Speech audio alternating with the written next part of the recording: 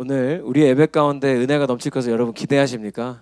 네, 여러분 기대하는 만큼 우리는 은혜 받을 것이고 하나님께서 이미 일하고 계시기 때문에 우리 기대 가운데 분명 응답하실 거라고 믿습니다. 오늘 복음이란 무엇인가 두 번째 시간이고요. 오늘 이 시간을 통해 복음이 무엇인지를 한 번 더 밝히 알게 되기를 소망합니다. 지난주에는 죄와 구원에 대해서 다루었고 오늘은 그냥 복음이란 무엇인가인데 제목은 이렇습니다. 이걸 다루는데요. 저는 사실 그 TV를 열심히 보지는 못합니다. 시간이 없어요. 근데 드라마가 뭐가 잘 되는지는 일부러 챙겨봐요. 그 중에 지금 SBS 드라마 중에 제가 지난주에도 언급했는데요. 지옥에서 온 판사라는 드라마가 아주 난리예요. 갈수록 시청률이 올라가고 있대요. 근데 제가 보면서도 안타까운 게 이 지옥에서 온 사실 사탄 마귀거든요.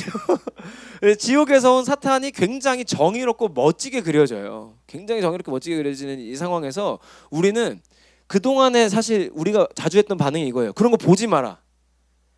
이게 사실 여러분 자신이 없으니까 보지 말라는 거예요. 우리는 복음으로 뭐든지 답할 수 있는데 우리가 거기서 나오는 역설적인 질문들에 대해서 답이 없다고 생각하니까 자신이 없는 거거든요. 복음을 A부터 C만 알면 그래요.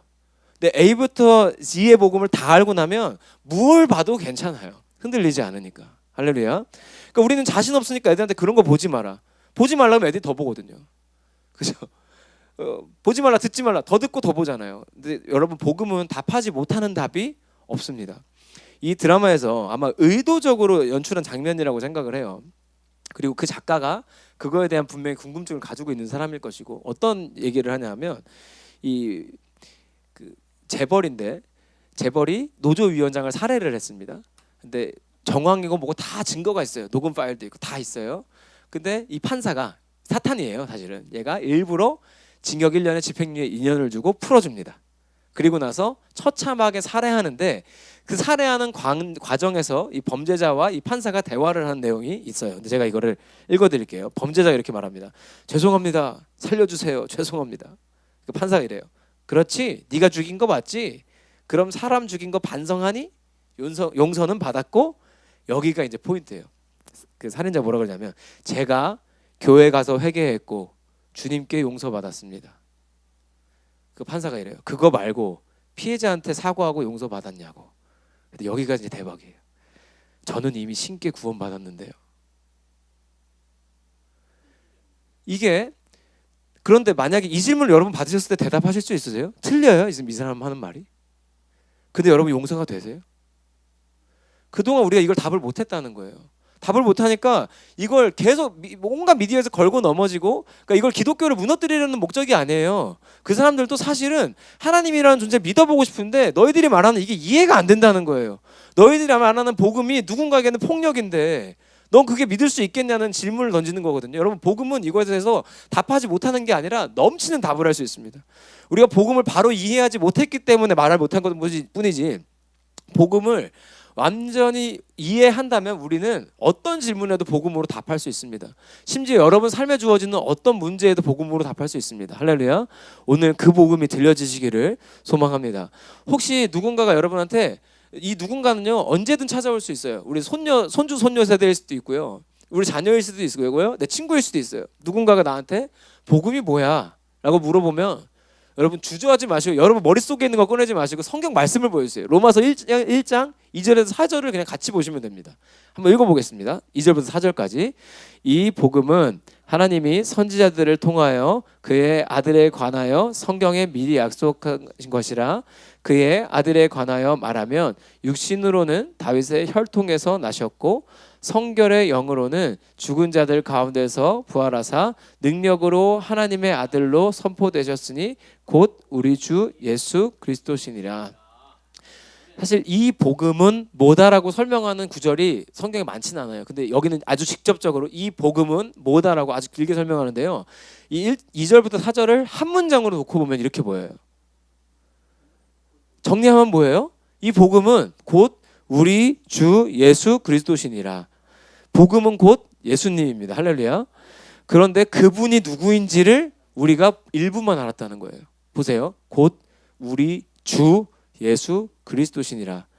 그분은 우리의 주인이며 그분은 우리의 구원자입니다라는 뜻이에요. 그러니까 복음은 뭐냐면 예수가 우리의 주인이고 예수가 우리의 구원자이시다가 복음인데요.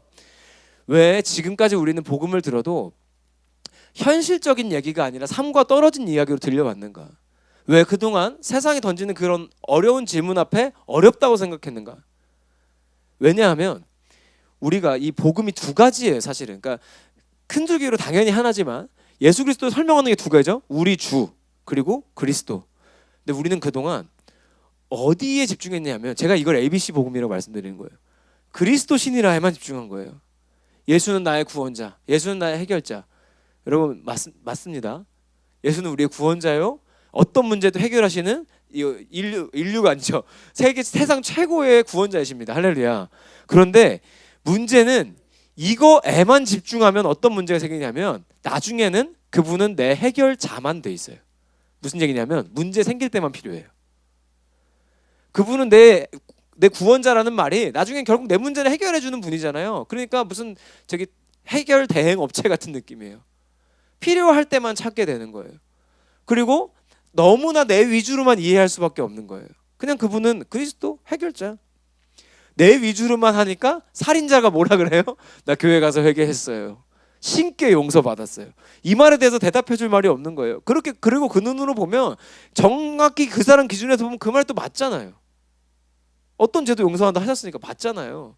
해줄 말이 없는 거죠. 근데 그분은 우리의 그리스도이신데 그 이전엔 우리 주 예수 그리스도이십니다. 예수는 우리 삶의 주인이라는 뜻입니다. 할렐루야. 근데 이 주인이라는 게 뭐냐면요. 제가 지난주부터 계속 말씀드리지만 주인이 바뀌었다. 주인이 하나님이시다 하면 거기가 뭐가 된다 그랬죠? 기억나시나요? 하나님 나라라고 부릅니다. 그러니까 천국의 개념은 사후세계의 개념을 포함하지만 하나님이 주인인 곳을 하나님 나라라고 부르고 그걸 천국이라고 하는 거예요. 그러니까 우리가 결국 우리가 믿는 복음은 내가 예수 믿고 죄로부터 구원받아서 예수를 주인 삼아 하나님 나라를 누리는 삶까지가 복음이에요. 여기까지 이어지는 거예요. 근데 이 부분을 연결해 주지 않으면 너무 삶과 신앙이 계속 분리가 되는 거예요. 신앙생활이 길어지면 길어질수록 분리가 되고 시대적으로 주어지는 난제에 답을 할 수가 없어서 나중에 뭐라고 하냐면 그냥 믿어. 질문하지 마. 여러분 질문하는 시간 신앙이 건강합니다. 교회에서 질문하세요. 저를 곤란하게 만드세요. 부탁드립니다. 많이 물어보세요. 해결 안 되는 거에 대해서 궁금한 거에 대해서 대답 물어보세요. 저도 모르는 게 많고 대답을 다 해드릴 수 없습니다. 그러나 분명히 찾아보면 답이 있고 고민해보면 답이 나와요. 성경에 없는 것이 없으니까. 분명히 우리는 필요해요. 근데 그거에 대해서 그리스도라는 부분에만 집착했을 때 대답할 수 없는 게 너무 많거든요. 그러니까 그런 부분을 그냥 믿어. 그래 그러니까 너도 예수 그러니까 나는 신께 용서받았는데요. 그러니까 저게 뭐예요? 라고 물었을 때 그러니까 너도 믿어라는 말밖에 할 게 없는 거예요. 정의감에 불타는 사람들은 예수 못 믿는 거예요. 그러니까. 근데 여러분 하나님 나라는 공의와 정의의 나라인데요. 할렐루야. 그러니까 예수를 잘 믿는 사람은 절대 그런 부분에 대해서 비상식적인 답변이 나갈 수가 없어요. 왜? 예수가 주인인 곳을 하나님 나라라고 부르기 때문에 이 하나님 나라의 복음이 인정이 되는 사람들은 분명히 삶과 신앙이 분리가 아니라 가면 갈수록 하나가 되고 그게 영적 성숙입니다. 복음을 헬라어로 보면 뭐라고 나오냐면 제가 이건 일부러 말씀드릴게요. 이 정도는 기억해두세요. 유앙겔리온이라 그러는데 들어보셨을 거예요. 유앙겔리온이 무슨 뜻이냐? 기쁜 소식이라는 뜻인데 이게 고대에는 어떤 뜻으로 쓰였냐면 왕이 승리했다. 통치자가 바뀌었다는 소식이 유앙겔리온 복음이에요. 그러니까 우리가 믿었던 복음의 사실 더 큰 영역은 여기에요. 내 삶의 통치자가 바뀌었다. 할렐루야. 이게 복음이에요. 내가 예수를 믿었으면 이제 죄로부터 구원받았죠. 지난주에 죄와 구원 엄청 했잖아요. 죄로부터 구원받았으면 이제 내 삶의 주인이 바뀌는 것까지가 복음이에요. 그러니까 이전에는 내 뜻대로 살던 사람이 예수를 주인 삼고 살아가는 것이 복음이에요. 제가 특별한 말을 하는 것 같지만 제가 오늘 일부러 오래된 찬양들을 선곡한 거예요. 주 예수의 나라 이 땅에 곧 오겠네 찬송가로부터 우리는 이미 500년 전부터 이 고백을 해왔어요. 그죠? 안 해온 게 아니라 이 부분을 모른 척 한 거예요. 그리고 몰랐어요. 그런데 이제는 알면 돼요. 우리가 복음이라는 것이 통치자가 바뀌었다는 소식이구나. 내가 예수를 영접했다는 것은 이제 내 삶의 주인이 통치자가 바뀌었다는 소식이구나. 할렐루야. 그래서 복음은 새로운 통치가 시작됐다는 의미를 담고 있습니다. 예수 그리스도를 통해 새로운 통치가 시작되었다는 소식. 그분이 승리하셨고 이제 새로운 시대가 열렸다는 뜻이 됩니다. 그래서 하나님 나라를요 헬라어로 보면 바실레이라고 그러는데 이게 뜻이 통치라는 뜻이에요. 그러니까 하나님 나라의 핵심은 하나님이 다스리시는 것이고 복음의 핵심은 통치권이 바뀌었다는 거니까 성경은 정말로 많은 분량을 할애해서 하나님 나라를 사는 것, 그러니까 하나님을 통치자로 인정하고 살아가는 삶에 대해서 이야기를 하고 있습니다. 그래서 복음은 예수가 주인이시고 그리스도라는 사실을 함께 선포하고 있습니다. 그리고 여러분 이제부터는 바울이 쓴 성경책들 보실 때 한번 주목해 보세요. 바울은요 예수님을 표현할 때 항상 우리 주 예수 그리스도라고 같이 표현합니다. 바울보다 십자가에 대해서 많이 말한 사람이 있습니까? 없어요. 십자가의 도가 남들에게는 뭐 별거 아니지만 나에게는 너무 유익하다 했던 사람도 바울이에요. 그죠? 그 사람이 하는 고백이 늘 예수가 내 주인이시다라고 고백하는 거예요. 그러니까 예수가 내 주인이시고 내 삶의 통치자가 바뀌었다는 고백은 우리 삶에 가끔 필요한 게 아니라 항상 필요한 것입니다. 할렐루야. 그렇다면 이제 여기서부터가 어려운 거예요. 그러면 내가 이제 예수가 주인인 것도 인정했어요. 목사님 그렇다고 내 인생이 막 달라집니까? 인생에 복음이 적용되는 것이 쉽습니까? 라고 물어보신다면 너무 어렵지 않다는 것을 꼭 말씀드리고 싶어요. 내 삶에 임하는 하나님 나라는 어려운 것이 아닙니다. 이거는 간단해요. 예수 그리스도의 통치 안에 살면서 복음의 은혜를 경험하는 것인데 그 은혜가 어떤 은혜냐 하면 오늘 제목이에요. 상황이 아니라 상태가 바뀌는 축복을 경험합니다. 여러분 이게 어려운 말 같지만 되게 쉬운 거예요. 예를 들어서 보통 우리는 많은 부분에서 기도할 때 상태를 바꿔달라고 기도합니다. 자, 예를 들어 볼게요. 지금 철이니까 다음 달이면 애들 수능 보잖아요. 입시 철이 되면 우리 아이 대학에 보내달라고 기도를 합니다. 그죠? 이거는 대학을 가야 되는 아이의 상황을 바꾸는 기도입니까? 상태를 바꾸는 기도입니까? 어렵나요? 상황이 바뀌는 거죠. 보세요. 내가 돈이 없어요. 돈 주세요라는 기도는 상황을 바꿔달라는 기도예요. 그런데 상태를 바꾸는 기도는 뭐냐면 아까 김용주 장로님이 기도를 잘하신 거예요. 그러니까 우리의 문제 여부와 관계없이 하나님을 믿는다는 건 그런 거 아니에요? 내게 지금 돈이 없을 때는 돈이 없는 이유가 있을 것이다라고 하나님께 찾는 거. 그게 상태가 바뀐 거예요. 뭐냐면 나는 대학을 못 가면은 내 이 문제가 해결되지 않는 사람이 대학을 못 가도 괜찮은 상태가 된 게 복음이라는 거예요. 하나님이 계시기 때문에. 할렐루야.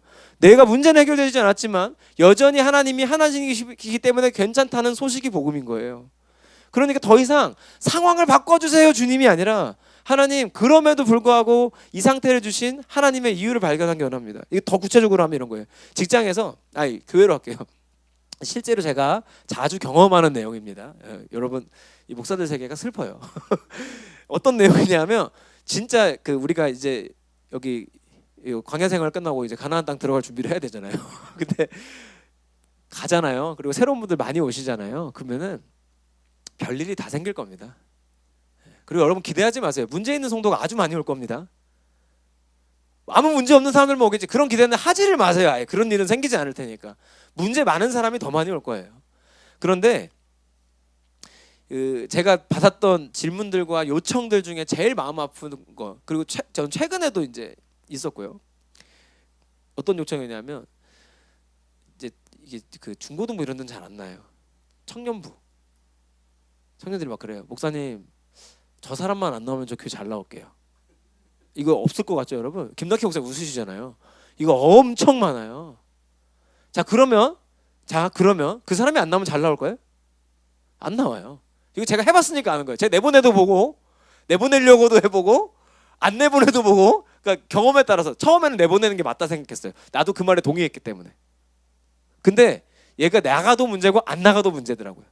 그래서 안 내보내봤는데 똑같아요. 그러니까 이게 상황이 문제가 아니라는 걸 알게 됐어요. 그럼 뭐가 문제예요? 그 상황에 처해 있는 사람의 상태가 문제인 거예요. 그러니까 내가 막 그냥 속이 다 꼬여 있어. 그러니까 저 사람만 보면 질투가 나고 배가 아파 죽겠어. 그럼 교회 못 나오는 거예요. 그러면 그 사람이 나가서 해결되는 게 아니라 질투와 이 장이 꼬일 정도로 괴로운 그 마음이 해결되면 해결되는 거 아니에요? 그러니까 우리는 그동안 너무 우리 방식으로만 판단한 거예요. 그래서 기도할 때 뭐라 하겠어요? 하나님 저 사람만 내보내 주시면 제가 신앙생활 잘하겠습니다. 상황이 바뀌면 상태가 바뀔 거라고 착각한 거죠. 그리고 여러분도 경험해 보셨을 거예요. 상황이 바뀌었더니 상태가 바뀌던가요? 돈이 없어서 기도했는데 돈이 생겼어요. 돈이 많아지니까 내 상태가 막 갑자기 호전이 돼요. 그 제가 요즘에 자주 보는 프로그램 중에 하나가 이혼숙녀 캠프라는 프로그램인데 사람들이 어떤 문제 있는가 보려고 봐요. 근데 젊은 부부들이 많이 나오거든요. 최근에 나온 부부 중에 뭐 거두절미하고 SNS 중독인 여자분이 나왔어요. 하루 종일 인스타그램에 사진 올려요. 하루 종일. 근데 거두절미하고 이 두 사람이 이혼을 할까 말까 고민하면서 이제 캠프장에 와가지고 서로 조정을 하는 장면이 나와요. 근데 이 여자분이 네 가지 요청을 하는데 그 중에 한 가지가 뭐냐면 2주 동안 자기를 유럽에 여행을 혼자 보내달래요. 애들이 다 있어요. 자기를 혼자 보내달래요. 근데 문제는 갈 수 있죠. 문제는 돈이 없어요. 남편이 2주면은 못 잡아도 1,000만 원 이상 든대요. 유럽이면. 그래서 남편이 뭐라고까지 하냐면 내가 300만 원 정도 대줄 테니까 가까운 데 갔다 와라. 1,000만 원은 없다. 그런데 이분이 뭐라고 하냐면 내가 2주 동안 유럽만 갔다 오면 나는 완전히 다른 사람이 될 수 있다. 나는 완전히 변화될 것이다. 난 가정에 충실할 것이고 아이들이 없을 때만 인스타그램을 할 것이고. 이거 누구예요? 예수 만나면 이렇게 변화되는 거 아니에요? 그 자리에 지금 유럽 여행이 앉아 있는 거예요. 유럽 여행만 갔다 오면 난 변화될 것이다. 유럽 여행만 갔다 오면 난 변화될 것이다. 그러니까 이 사람들은 뭐예요? 내 상황이 한국이 아니라 유럽을 2주나 다녀온 상황으로 변화되면 내 상태도 바뀔 것이다라고 믿는 거죠. 예수 믿는 사람이든 안 믿는 사람들은 다 똑같이 생각해요. 내 상황이 바뀌면 내 상태가 바뀔 것이다. 그런데 여러분도 경험해 보시면 알 겁니다. 해보셨잖아요. 저보다 더 많이. 기도하면 기도한 대로 하나님이 다 들어주시는가요? 아니면 다른 방법으로 할 때가 많으시던가요? 그리고 여러분 다 경험하셨죠? 다른 방법이 더 나을 때가 많아요. 근데 우리는 여전히 똑같이 하나님 상황 좀 바꿔주세요. 자식이 취직이 안 되면 취직시켜주세요라고 기도하는 거예요. 그게 틀렸다는 게 아니에요. 근데 그 이전에 우리가 하나님 나라를 누리는 사람들은 어떤 기도를 하냐 하면 내 상태를 바꾸는 기도하는 거예요. 하나님, 제가 지금은 좀 돈이 부족하지만 그럼에도 불구하고 하나님 앞에 감사할 수 있는 마음을 주세요. 이런 기도. 하나님, 그 사람 교회에서 보는 게 너무너무 힘들어요. 그런데 그럼에도 불구하고 괜찮아질 수 있는 마음을 주세요. 하나님, 저는 못하겠어요. 우리한테는 사실 이 기도가 필요한 거예요. 왜 하나님 나라는 답을 못할 것이 없냐면 내가 할 수 있는 게 없다고 대답하기 때문이에요. 나는 내 상태를 바꿀 힘이 없으니까 예수님 바꿔주세요. 그리고 여러분도 경험하게 될 거예요. 놀라운 건 상태가 바뀌면 상황이 바뀝니다. 상황이 바뀌어도 상태는 안 바뀔 수 있어요. 근데 상태가 바뀌면 상황은 반드시 바뀝니다. 왜냐하면 이 상황을 바라보는 내 마음과 모든 것이 달라졌기 때문에 상황은 똑같은데 다른 세상이 되어 있어요. 할렐루야. 내가 사는 곳은 똑같이 저기 500에 50짜리 원룸인데 상태가 달라지면 내가 바라보는 세상이 다르게 보이면서 이 500에 50짜리 원룸이 가능성으로 보일 수도 있는 거 아니에요? 제가 살았던 데가 550이었어요. 그 장신대 학교 다닐 때 학교 앞에 자취할 때 550짜리 살았어요. 그러니까 우리의 상황이 달라지지 않았지만 상태가 달라지면 모든 게 같아질 수 있는 거고 모든 게 다르게 보일 수 있는 거예요. 그러니까 바울이 이 고백을 하는 거예요. 읽어볼까요? 내가 궁핍함으로 말하는 것이 아니니라 어떠한 형편에든지 나는 자족하기를 배웠노니. 이게 바울이야말로 진짜 예수가 주인이시다라는 고백을 밥 먹듯이 하는 사람이에요. 그 고백을 하는 사람들이 누리는 특권이 이거라는 거예요. 자족하기를 배우는 거예요. 이 상황이 변하지 않아도 같은 상황에도 감사할 수 없던 사람이 감사할 수 있는 상태로 변하는 것이 하나님 나라를 누리는 것입니다. 할렐루야. 내 상황과 형편에 관계없이 상태가 괜찮아집니다. 하나님이 여전히 하나님이시기 때문에. 할렐루야. 그리고 그분이 여전히 내 주인이시기 때문에. 이 삶이 내 삶이 아닌데. 그러니까 괜찮은 거예요. 하나님의 것인데 하나님이 여전히 하나님이시니까. 여러분, 예수를 믿어도 어려운 상황은 많이 생깁니다. 그죠?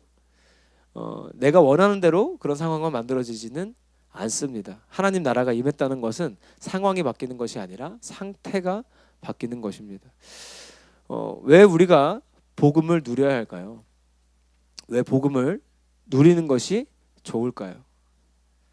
내 상황과 관계없이 영원한 행복을 누릴 수 있는 유일한 방법이기 때문입니다. 제가 그 이혼숙녀 캠프 보면 생각보다 진짜 얼굴만 보고 결혼한 사람들이 많더라고요.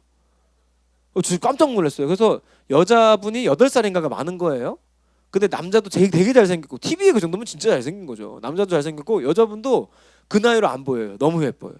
그래가지고 뭐라 그러냐면 서로 막 이혼할 듯이 싸우고 하다가도 얼굴 보면 풀려서 그냥 살고 있다는 거예요. 저 보세요, 여러분. 얼굴 보고 행복하면요, 못생겨지면 불행한 거예요. 아니, 나이 들면 다 살찌는 거고, 나이 들면 다 그런 거잖아요. 그죠? 왕년이 없는 사람이 어디 있어요, 여기에 지금. 그러니까 그런 사람들은 영원히 행복할 수 없는 거예요. 왜? 행복의 조건 자체가 유한하니까. 그러니까 돈이 있어야 행복한 사람은 돈 없으면 불행해요. 직장이 좋아야 행복한 사람은 퇴직하면 불행해요.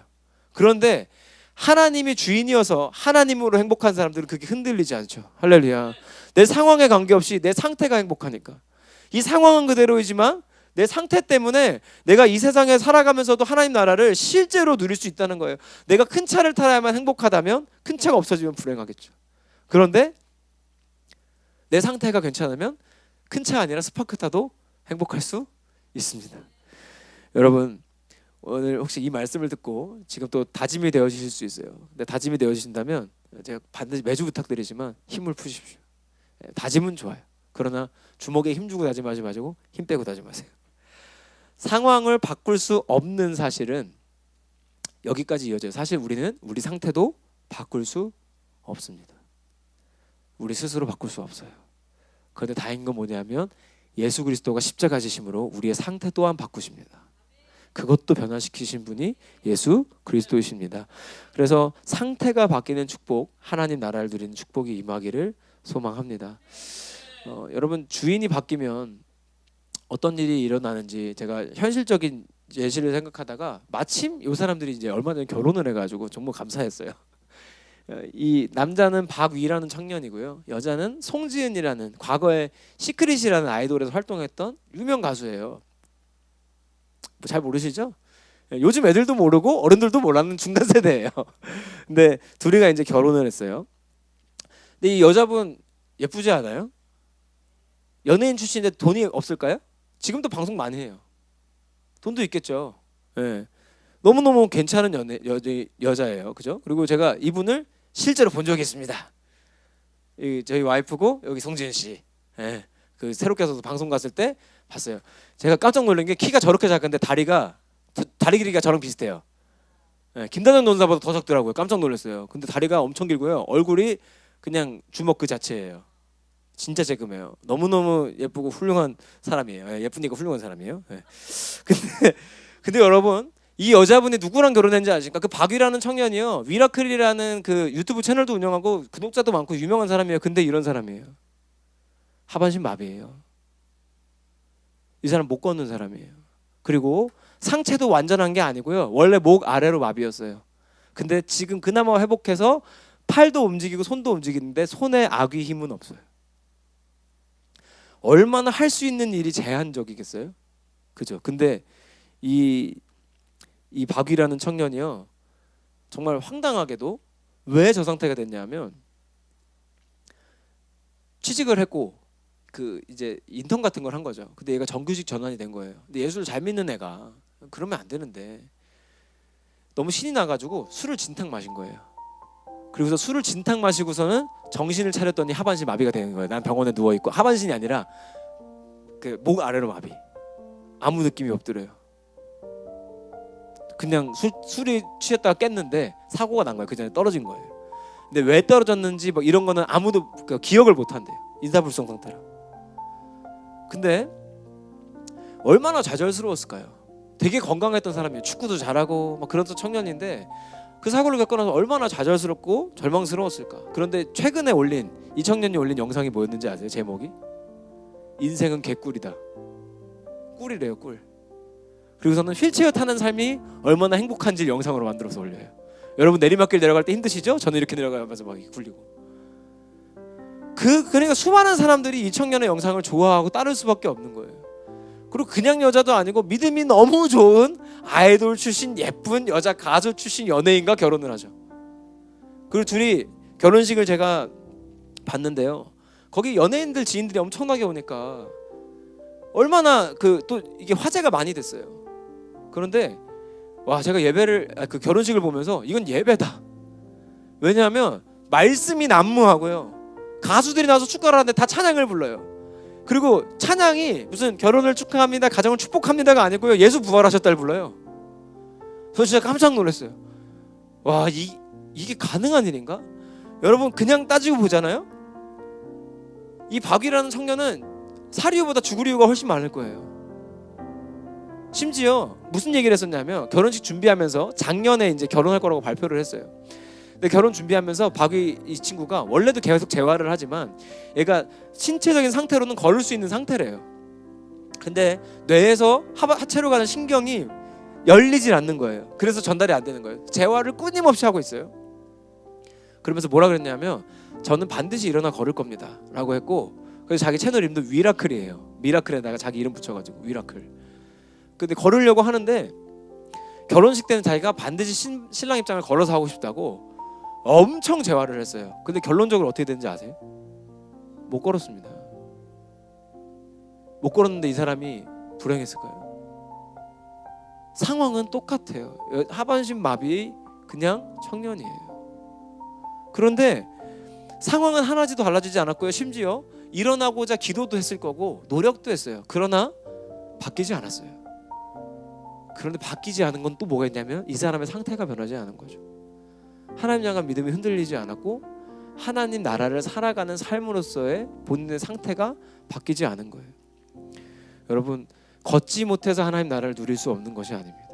가진 것이 없어서 하나님 나라를 누릴 수가 없는 것이 아닙니다. 힘들어서 하나님 나라를 누리지 못하는 것이 아니라 하나님 나라가 임했는데도 내가 그 사실을 받아들이지 않아서 그렇습니다. 우리 모두는, 예수 믿는 우리 모두에게는 하나님 나라가 이미 임했습니다. 내 상황이 바뀌는 것이 하나님 나라가 아닙니다. 내 상황이 바뀌는 것이 구원이 아닙니다.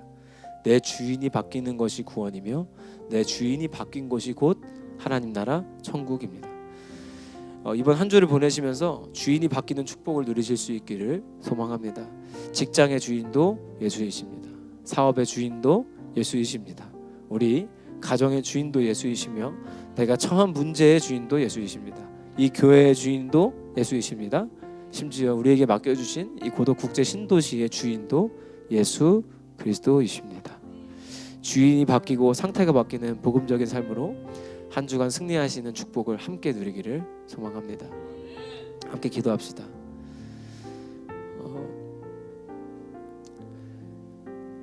그 기도를 했으면 좋겠습니다. 하나님, 제가 예수님을 믿었고 복음을 알았지만, 안다고 생각했지만 다 알지 못했습니다.